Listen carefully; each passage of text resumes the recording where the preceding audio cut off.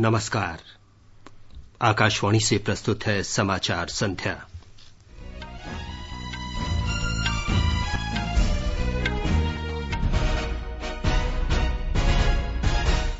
प्रधानमंत्री नरेंद्र मोदी ने कहा, भारत की संप्रभुता और अखंडता के साथ छेड़छाड़ का प्रयास करने वालों को मुंहतोड़ जवाब दिया जाएगा।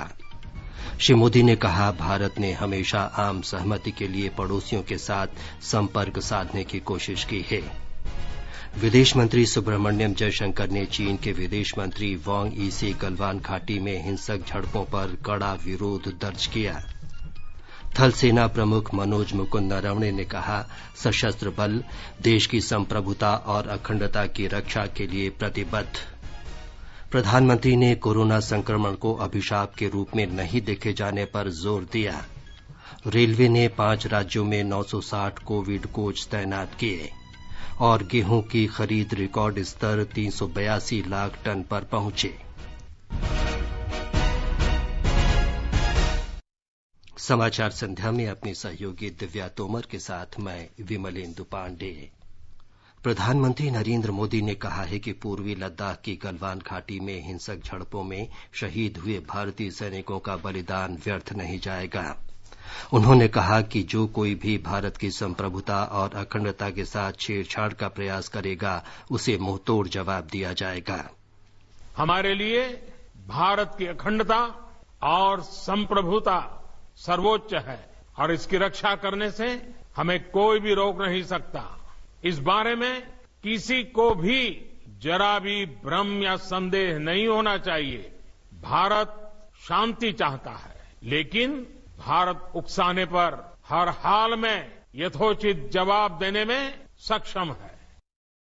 कोरोना संघर्ष की रूपरेखा तय करने के लिए राज्यों और केंद्र शासित प्रदेशों के मुख्यमंत्रियों के साथ दूसरी वर्चुअल बैठक के मौके पर प्रधानमंत्री ने कहा कि भारत ने हमेशा अपने पड़ोसी देशों के साथ संपर्क साधने की कोशिश की है ताकि आम राय बनाने में मदद मिले।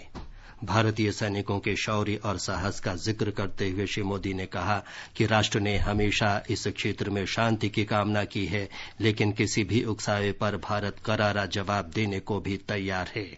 भारत सांस्कृतिक रूप से एक शांति प्रिय देश है। हमारा इतिहास शांति का रहा है। भारत का वैचारिक मंत्र ही रहा है, लोकाः समस्ताः सुखिनो भवन्तु। हमने हर युग में पूरे संसार में शांति की, पूरी मानवता के कल्याण की कामना की है। हमने हमेशा से ही अपने पड़ोसियों के साथ एक कोऑपरेटिव और फ्रेंडली तरीके से मिलकर काम किया है। हमेशा उनके विकास और कल्याण की कामना की है। जहां कहीं हमारे मतभेद भी रहे हैं, हमने हमेशा ही ये प्रयास किया है कि मतभेद विवाद न बने। प्रधानमंत्री ने सैनिकों के शौर्य को नमन करते हुए उन्हें श्रद्धांजलि अर्पित की। भारत माता के वीर सपूतों ने गलवान वैली में हमारी मातृभूमि की रक्षा करते हुए सर्वोच्च बलिदान दिया है। मैं देश की सेवा में उनके इस महान बलिदान के लिए उन्हें नमन करता हूं। उन्हें कृतज्ञतापूर्वक श्रद्धांजलि देता हूं। दुख की इस कठिन घड़ी में हमारे इन शहीदों के परिजनों के प्रति मैं अपनी संवेदना व्यक्त करता हूं। प्रधानमंत्री और वर्चुअल बैठक में शामिल सभी मुख्यमंत्रियों ने शहीदों के सम्मान में खड़े होकर 2 मिनट का मौन रखा।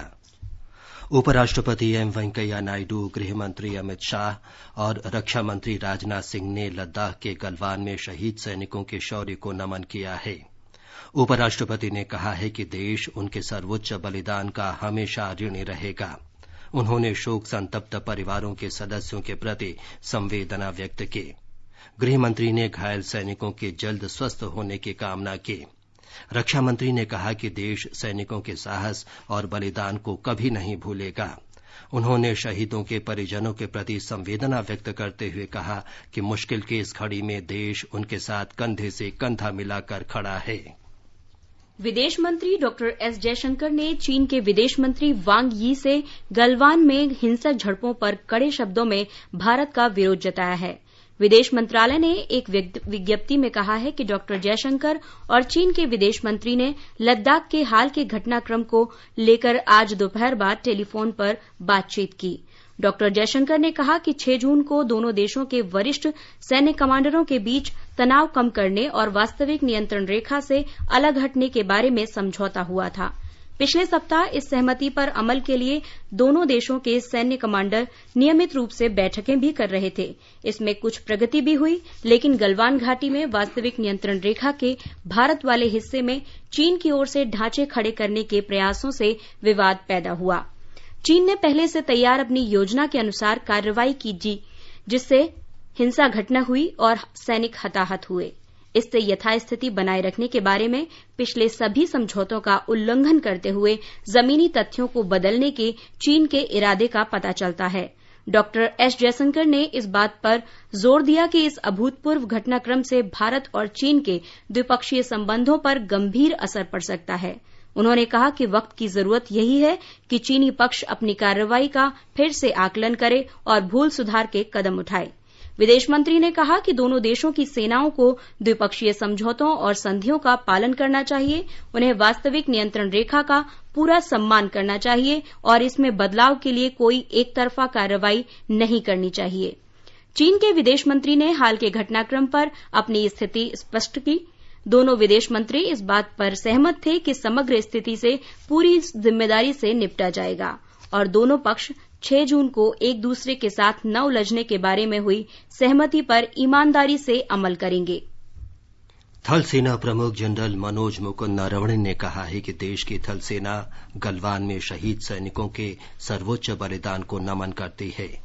जनरल नरवणे ने कहा कि उनका बलिदान व्यर्थ नहीं जाएगा। उन्होंने कहा कि सशस्त्र बल देश की संप्रभुता और अखंडता की रक्षा के लिए प्रतिबद्ध हैं। रक्षा मंत्री राजनाथ सिंह ने आज नई दिल्ली में एक बैठक में लद्दाख की स्थिति की समीक्षा की। इस बैठक में प्रमुख रक्षा अध्यक्ष जनरल बिपिन रावत, थल सेना प्रमुख जनरल मनोज मुकुंद नरवणे, नौसेना प्रमुख एडमिरल करमबीर सिंह और वायुसेना प्रमुख air chief marshal RKS Bhadauria ने हिस्सा लिया। प्रधानमंत्री नरेंद्र मोदी ने देश के बड़े नेताओं के साथ भारत चीन सीमा की स्थिति पर विस्तार से चर्चा के लिए शुक्रवार को सर्वदलीय बैठक बुलाई है। विभिन्न दलों के राष्ट्रीय अध्यक्ष इस वर्चुअल बैठक में भाग लेंगे। पूर्वी लद्दाख की गलवान घाटी में हाल में हुई हिंसक झड़पों के मद्देनजर ये बैठक महत्वपूर्ण मानी जा रही है। एजेंसी की खबरों के अनुसार गलवान घाटी में सोमवार रात को हुई झड़प में चीन के 40 से अधिक सैनिक हताहत हुए हैं। अमेरिका की खुफिया एजेंसी की रिपोर्ट में बताया गया है कि चीन की सेना को इस झड़प में काफी नुकसान हुआ है। भारतीय सेना ने कल कहा था कि दोनों देशों के बीच पिछले 5 दशकों में हुई सबसे बड़ी झड़प में एक कर्नल समेत उसके 20 सैनिक शहीद हो गए थे। आकाशवाणी से बातचीत में रक्षा विश्लेषक कोमोडोर उदय भास्कर ने पूर्वी लद्दाख में वास्तविक नियंत्रण रेखा पर हाल ही में हुई झड़पों के स्थानों की जानकारी दी।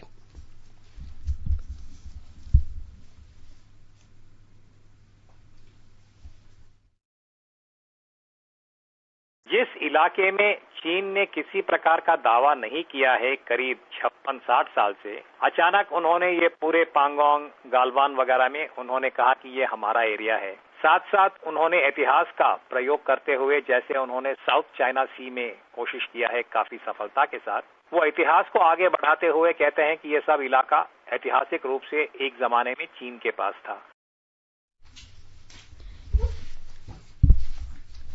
लॉकडाउन से संबंधित तमाम अफवाहों को दूर करते हुए लॉकडाउन समाप्ति के देश में दूसरे राष्ट्रव्यापी चरण की योजना बनाने की आवश्यकता है। कोरोना वायरस के खिलाफ भारत के संघर्ष को और सुदृढ़ करने की रूपरेखा तैयार करने के लिए आयोजित राज्यों और केंद्र शासित प्रदेशों के मुख्यमंत्रियों के साथ वर्चुअल बैठक के दूसरे दिन प्रधानमंत्री नरेंद्र मोदी ने ये बात कही। उन्होंने कहा कि राष्ट्र को लॉकडाउन की समाप्ति के दूसरे चरण और लोगों को नुकसान पहुंचने की आशंकाओं को कम से कम करने के बारे में सोचने की जरूरत है। उन्होंने फिर कहा कि सरकार द्वारा समय पर लिए गए निर्णयों से देश में कोविड-19 महामारी के प्रकोप को कम करने में काफी हद तक मदद मिली है। प्रधानमंत्री ने देश में निजी सुरक्षा उपकरणों, मास्क, बीमारी का पता लगाने वाली किट, वेंटिलेटर आदि के स्वदेश में निर्माण की क्षमता बढ़ाई है। महामारी की परीक्षण की सुविधाओं का विकास किया गया है। अस्पतालों में कोविड-19 के इलाज के लिए बिस्तर बढ़ाए गए हैं और क्वारंटीन केंद्र स्थापित किए गए हैं। परीक्षण के जरिए कोविड-19 से निपटने के लिए प्रशिक्षित चिकित्साकर्मी भी तैयार किए गए हैं। उन्होंने इस बात पर जोर दिया कि महामारी के दौर में बुनियादी ढांचे, सूचना प्रणाली, भावनात्मक सहायता और जनता की भागीदारी बढ़ाने की आवश्यकता है। प्रधानमंत्री ने इस बात पर जोर दिया कि समय रहते तैयारियां सुनिश्चित कर लिए जाने से देश में रोगियों के स्वस्थ होने की दर काफी ऊंची है। प्रधानमंत्री ने देशवासियों के अनुशासन के उच्च स्तर का जिक्र करते हुए कहा कि इसी की वजह से महामारी की बेहतर ढंग से रोकथाम संभव हो पाई है। समय पर उठाए गए सही कदमों के कारण हम सभी इस बड़े खतरे का मुकाबला कर पाए हैं। लॉकडाउन के दौरान देश की जनता ने जो अनुशासन दिखाया है, उसने वायरस की एक्सपोनेंशियल ग्रोथ को रोका है। चाहे इलाज की व्यवस्था हो, हेल्थ इंफ्रास्ट्रक्चर हो, ट्रेन मैन पावर हो, हम कहीं ज्यादा संभली हुई स्थिति में है। श्री मोदी ने इस बात पर भी जोर दिया कि कोरोना संक्रमण को कलंक की तरह नहीं देखा जाना चाहिए।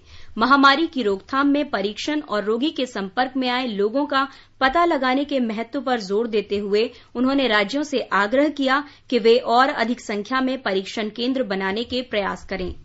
हमें टेस्टिंग पर और अधिक बल देना है ताकि संक्रमित व्यक्ति को हम जल्द से जल्द ट्रेस और ट्रैक और आइसोलेट कर सकें।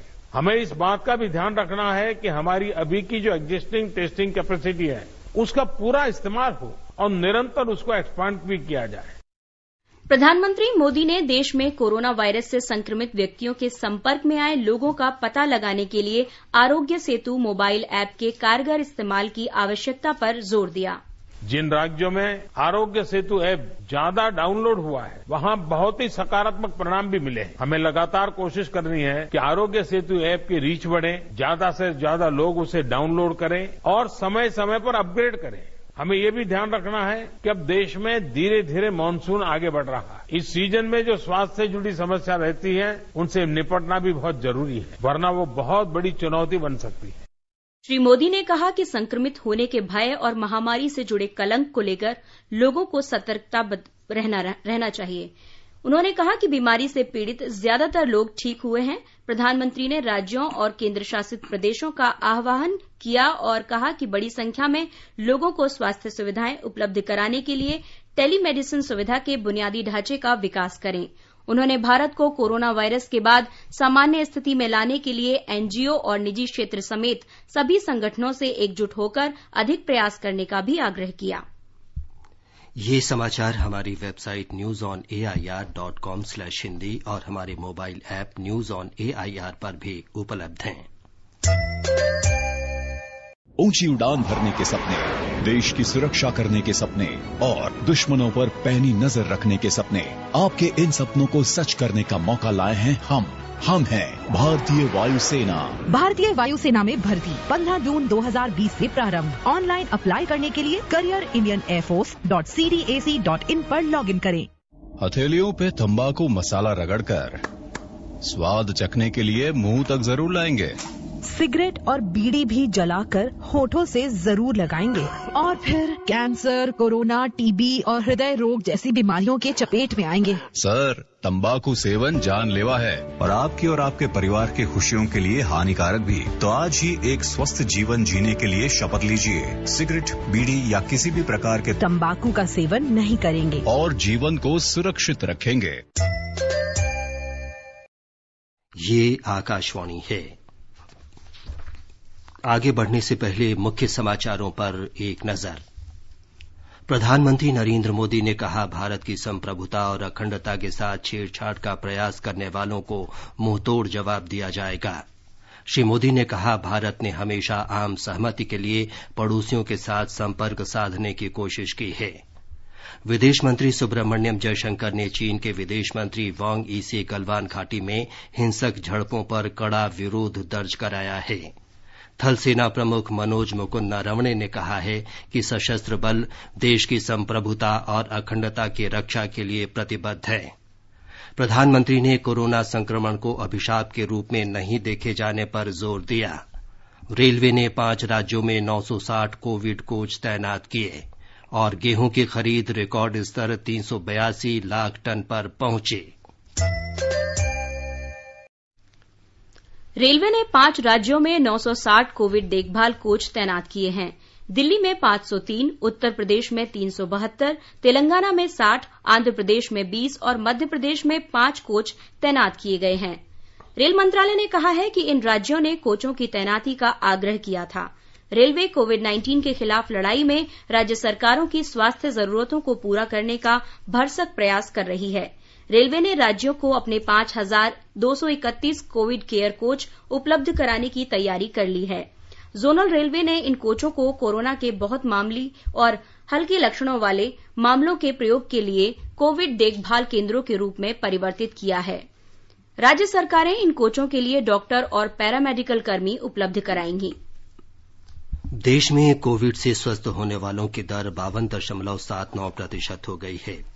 अब तक 1,86,935 रोगी ठीक हो चुके हैं। पिछले 24 घंटों के दौरान 6,922 लोग ठीक हुए। कुल 1,55,227 मरीजों का इलाज चल रहा है। स्वास्थ्य मंत्रालय ने बताया है कि पिछले 24 घंटों के दौरान कोरोना के 10,974 नए मामले सामने आने के बाद कुल संक्रमित लोगों की संख्या 3,54,065 हो गई है। पिछले 24 घंटों में इस वायरस से 2003 मरीजों की मृत्यु हुई है। इसके साथ ही मृतकों की संख्या 11,903 पर पहुंच गई है। मृत्यु दर भी 3.36% हो गई है।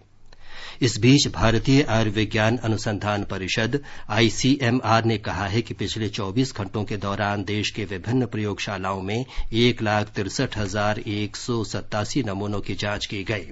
एक दिन में हुई जांच का ये सर्वाधिक आंकड़ा है।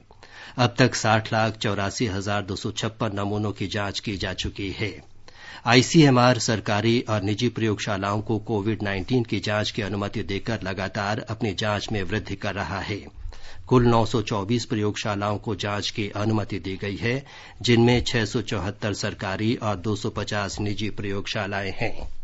स्वास्थ्य और परिवार कल्याण मंत्रालय के अनुसार 69% से अधिक मामले 5 राज्यों और केंद्र शासित प्रदेशों महाराष्ट्र, तमिलनाडु, दिल्ली, गुजरात और उत्तर प्रदेश के हैं। स्वस्थ होने वालों की दर में शीर्ष 5 राज्यों और केंद्र शासित प्रदेशों में चंडीगढ़, अंडमान निकोबार द्वीप समूह, राजस्थान, मध्य प्रदेश और पंजाब हैं। इन प्रदेशों में स्वस्थ होने वालों की दर 72% से अधिक है। देश में 17 राज्यों और केंद्र शासित प्रदेशों में ठीक होने वालों की दर देश की औसत दर से अधिक है। महाराष्ट्र के मुख्यमंत्री उद्धव ठाकरे ने आज ठाणे शहर में 1,000 बिस्तरों वाले कोविड-19 अस्पताल का उद्घाटन किया। उन्होंने मुंबई में बीकेसी में बिस्तर सुविधा वाले विशेष आईसीयू के दूसरे चरण का भी उद्घाटन किया। मुख्यमंत्री ने कहा कि कोविड-19 के संपर्कों की ट्रैकिंग और ट्रेसिंग के काम को बढ़ाने की आवश्यकता है। मुंबई में अब तक 823 प्रतिबंधित क्षेत्र है और विभिन्न भागों में 4,959 इमारतों को भी सील कर दिया गया है। अब तक कोरोना संक्रमण को नियंत्रित करने के लिए जहां कोरोना संक्रमण के मरीज पाए गए थे, वह संपूर्ण इलाके प्रतिबंधित क्षेत्र घोषित किए गए थे। भारतीय आयुर्विज्ञान अनुसंधान परिषद के दिशा निर्देश के अनुसार नगर आयुक्त ने अब की परिस्थिति को देखते हुए इन नियमों में कुछ बदलाव किए हैं। इनके मुताबिक अब घर या इमारत के जिस हिस्से में कोरोना मरीज पाया जाता है, उसे कोरोना का प्रसार के नियंत्रण के लिए सील किया जा रहा है। इस बीच महाराष्ट्र सरकार ने आज केंद्र सरकार से बड़ी मात्रा में और उचित दर पर रेमडेसिविर की मांग की है। महाराष्ट्र के स्वास्थ्य मंत्री राजेश टोपे ने कहा कि राज्य यह भी चाहता है कि केंद्र सरकार कोरोना वायरस रोगियों के इलाज के लिए अतिरिक्त 500 वेंटिलेटर प्रदान करे। निवेदिता, आकाशवाणी समाचार, मुंबई। गुजरात के मुख्यमंत्री विजय रूपाणी ने आज आईटीआई पाठ्यक्रमों के 1 लाख से अधिक छात्रों के लिए डिजिटल पाठ्यक्रम सामग्री का शुभारंभ किया। कोरोना वायरस के कारण पैदा हुए हालात के मद्देनजर छात्रों को ऑनलाइन सामग्री उपलब्ध कराई गई है। ब्यौरा हमारी संवाददाता से। यह पाठ्यक्रम आईटीआई के 700 से अधिक पर्यवेक्षकों और प्रशिक्षकों द्वारा तैयार किया गया है, जो 2000 घंटों से अधिक है। इसके अलावा छात्रों की परीक्षा संबंधी तैयारी सुनिश्चित करने के लिए सरकार द्वारा 10,000 से अधिक एमसीक्यू भी अपलोड किए गए हैं, जिसे www.talimrojgar.gujarat.gov.in इस वेबसाइट पर उपलब्ध किया गया है। मुख्यमंत्री ने ट्विटर और टर्नर ट्रेड के संबंधित गुजराती में अनुवादित 3 पुस्तकों का भी आज लॉन्चिंग किया। यह सभी पुस्तक ऑनलाइन उपलब्ध किए जाएंगे। जाएंगे, जिससे 30,000 से अधिक छात्रों को लाभ मिलने की उम्मीद है। अपर्णा खुन, आकाशवाणी समाचार, अहमदाबाद। हिमाचल प्रदेश सरकार कोरोना महामारी के मद्देनजर राज्य के सभी पंजीकृत श्रमिकों को राहत के रूप में 27 करोड़ 42 लाख रुपए की अतिरिक्त किस्त प्रदान करेगी। राज्य सरकार ने पंजीकृत श्रमिकों को उनके बच्चों की शादी और शिक्षा के लिए दी जा रही राशि को भी बढ़ाने का फैसला किया है। हमारे संवाददाता ने खबर दी है कि एचपी बिल्डिंग अन्य कंस्ट्रक्शन वर्कर्स वेलफेयर बोर्ड के तहत 1 करोड़ 37 लाख श्रमिकों का पंजीकरण किया गया है। राज्य सरकार ने कोविड-19 महामारी के चलते राज्य के सभी 1,37,000 पंजीकृत श्रमिकों को राहत के रूप में जून माह के लिए 2,000 रुपए की अतिरिक्त किस्त प्रदान करने का निर्णय लिया है। वहीं पंजीकृत कामगारों के 2 अविवाहित बच्चों के विवाह के लिए प्रदान की जा रही सहायता राशि को 35,000 रुपए से बढ़ाकर 51,000 करने का निर्णय लिया गया है। श्रमिकों के 2 बच्चों को दी जा रही शैक्षिक सहायता को भी बढ़ाया गया है। मुख्यमंत्री ने आज लगभग सभी जिलों के पंजीकृत कामगारों से वीडियो कॉन्फ्रेंसिंग के जरिए बातचीत की। उन्होंने कहा कि कामगार राष्ट्र निर्माण तथा देश के विकास में महत्वपूर्ण भूमिका निभा रहे हैं और उनके कल्याण के लिए राज्य सरकार प्रतिबद्ध है। संजीव सुंदरियाल, आकाशवाणी समाचार, शिमला। आकाशवाणी का समाचार सेवा प्रभाग आज अपने फोन इन कार्यक्रम में कोरोना संक्रमण पर एक विशेष परिचर्चा प्रसारित करेगा। आयुष मंत्रालय में आयुर्वेद सलाहकार डॉ मनोज नेसारी परिचर्चा में भाग लेंगे। ये कार्यक्रम आज रात 9:30 से एफएम गोल्ड चैनल और अतिरिक्त मीटरों पर सुना जा सकता है। श्रोता फोन नंबर 011-233-14444 और 1800-115767 पर कॉल करके विशेषज्ञ से सवाल पूछ सकते हैं। हमारे Twitter handle @AIR News Alerts पर #AskAIR के जरिए भी सवाल पूछे जा सकते हैं। अखिल भारतीय आयुर्विज्ञान संस्थान एम्स के डॉक्टर नीरज निश्चल ने आकाशवाणी को बताया कि महामारी की वजह से लोगों में मानसिक समस्याएं भी सामने आ सकती हैं। उन्होंने कोविड से संक्रमित रोगियों से अच्छा व्यवहार करने की अपील की। हमें ये याद रखना है कि ये लड़ाई जो है इंसान और वायरस के बीच में है, इसे इंसानों के बीच की लड़ाई नहीं बनाए। ये बीमारी किसी को भी हो सकती है, इर्रिस्पेक्टिव ऑफ की सोसाइटी में वो नीचे है ऊपर है, उससे कोई फर्क नहीं पड़ता। तो अगर आप बीमार पड़े तो क्या आप चाहेंगे कि आपके अगेंस्ट लोग ऐसे स्टिग्मेटाइज करें, जो कि आप बिल्कुल नहीं चाहेंगे। आपको ध्यान रखने की जरूरत है कि ये जो लोग बीमारी से ठीक होकर आ रहे हैं वो एक्चुअली में आपकी ढाल की तरह काम आएंगे, क्योंकि ये हर्ड इम्यूनिटी में काम करेंगे, बीमारी को आगे बढ़ने से रोकेंगे। जरूरत पड़ने पे कल इन्हीं का प्लाज्मा आपकी जान बचा सकता है। मेदांता अस्पताल के मानसिक स्वास्थ्य विभाग के सलाहकार डॉ सौरभ मेहरोत्रा ने इस बात पर जोर दिया कि लोगों को चाहिए कि वे पुस्तक पढ़ने, संगीत से जुड़ी गतिविधियों और व्यायाम सहित अन्य गतिविधियों में अपने को व्यस्त रखें। डॉ मेहरोत्रा ने यह भी कहा कि कोविड से जुड़ी खबरों में ज्यादा रुचि न लें, जिनको देखने के बाद लोगों के दिमाग में इसका दुष्प्रभाव पड़े।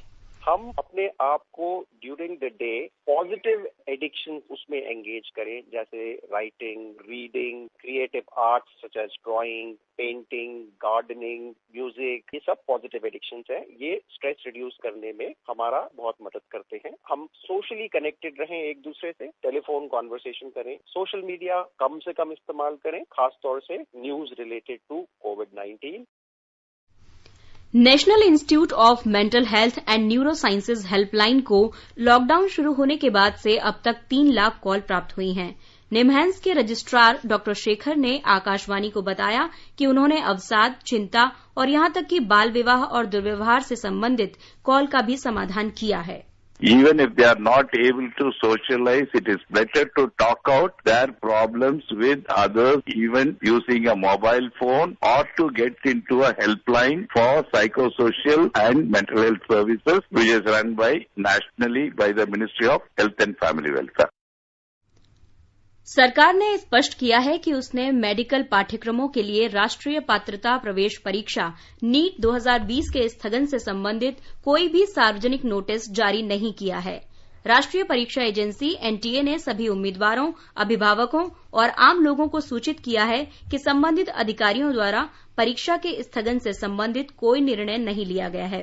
लोगों को किसी भी फर्जी खबर से सावधान रहने की सलाह दी गई है और केवल आधिकारिक वेबसाइट www.nta.ac.in और ntaneet.nic.in पर उपलब्ध सूचना पर विश्वास करने को कहा गया है।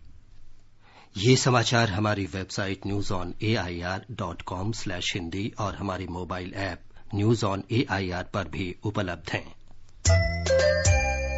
अपने साथ अपनों का ध्यान रखो, बड़े बुजुर्गों का तुम ध्यान रखो। महामारी से लड़ना है बहुत जरूरी, ज्यादा पास न जाना, रखो 2 गज दूरी।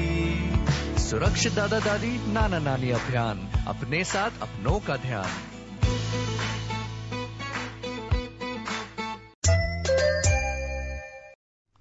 ये आकाशवाणी है। सरकार ने कहा है कि किसानों से अब तक 382 लाख टन गेहूं की रिकॉर्ड खरीद हुई है। इससे पहले वर्ष 2012-13 में 381.48 लाख टन गेहूं की खरीद हुई थी।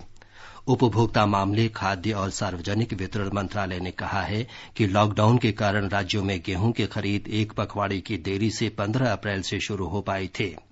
इस वर्ष परंपरागत मंडियों के अलावा सभी संभावित स्थलों पर खरीद केंद्र खोलकर ऐसे केंद्रों की संख्या 14,000 से बढ़ाकर लगभग 22,000 कर दी गई है। केंद्र शासित प्रदेश जम्मू कश्मीर को समूचे प्रदेश में ग्राम पंचायतों के जरिए सामाजिक और आर्थिक विकास में उत्कृष्ट योगदान के लिए प्रतिष्ठित दीनदयाल उपाध्याय सशक्तिकरण पुरस्कार दिए गए। राजौरी जिले की पंचायत रठाल और बड़काना तथा पुलवामा जिले की पंचायत मीज को बेहतर प्रदर्शन करने वाली पंचायतों के रूप में चुना गया। इन पंचायतों ने सामाजिक आर्थिक विकास के लिए सेवाएं प्रदान करने और विभिन्न योजनाओं पर अमल करने में सराहनीय कार्य किया है। इस वर्ष 21 जून को अंतर्राष्ट्रीय योग दिवस समारोह की शुरूआत प्रधानमंत्री नरेंद्र मोदी के संदेश के साथ होगी। दूरदर्शन सुबह 6:30 बजे इसका प्रसारण करेगा।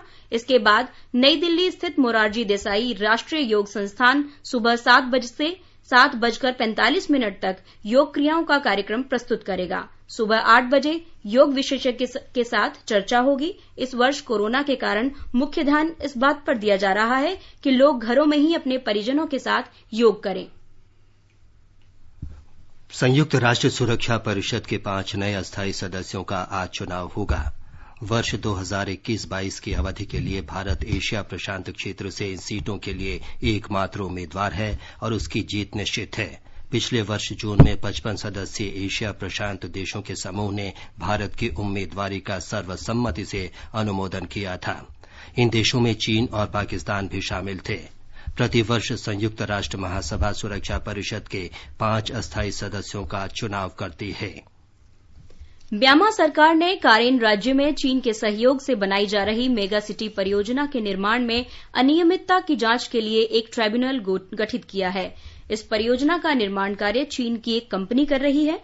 2017 में छोटे पैमाने पर शुरू की गई इस परियोजना में बाद में समूचा शहर बनाया जा रहा है, जिसमें होटल, कैसीनो, हवाई अड्डा और पर्यटन स्थलों के निर्माण की भी योजना है। निवेश संबंधी नियमों को तोड़ने के आरोप में पिछले साल परियोजना को अस्थायी रूप से स्थगित कर दिया गया था। और अब एक नजर कल के मौसम पर। राष्ट्रीय राजधानी दिल्ली में न्यूनतम तापमान 29 डिग्री सेल्सियस और अधिकतम तापमान 42 डिग्री सेल्सियस रहने का अनुमान है। दिन में तेज हवाएं चल सकती हैं। श्रीनगर में आमतौर पर आसमान साफ रहेगा, लेकिन दोपहर बाद या शाम के समय आंशिक रूप से बादल छाए रह सकते हैं। गिलगित में आसमान साफ रहेगा, लेकिन दोपहर या शाम के समय आंशिक रूप से बादल छाए रह सकते हैं। मुजफ्फराबाद में भी आसमान साफ रहेगा, लेकिन दोपहर या शाम के समय आंशिक रूप से बादल छाए रह सकते हैं। और अंत में मुख्य समाचार एक बार फिर। प्रधानमंत्री नरेंद्र मोदी ने कहा, भारत की संप्रभुता और अखंडता के साथ छेड़छाड़ का प्रयास करने वालों को मुंहतोड़ जवाब दिया जाएगा। श्री मोदी ने कहा, भारत ने हमेशा आम सहमति के लिए पड़ोसियों के साथ संपर्क साधने की कोशिश की है। विदेश मंत्री सुब्रमण्यम जयशंकर ने चीन के विदेश मंत्री वांग यी से गलवान घाटी में हिंसक झड़पों पर कड़ा विरोध दर्ज कराया है। थल सेना प्रमुख मनोज मुकुंद नरवणे ने कहा, सशस्त्र बल देश की संप्रभुता और अखंडता की रक्षा के लिए प्रतिबद्ध। प्रधानमंत्री ने कोरोना संक्रमण को अभिशाप के रूप में नहीं देखे जाने पर जोर दिया। रेलवे ने 5 राज्यों में 960 कोविड कोच तैनात किए और गेहूं की खरीद रिकॉर्ड स्तर 382 लाख टन पर पहुंची। इसके साथ ही समाचार संध्या का ये अंक समाप्त हुआ। नमस्कार।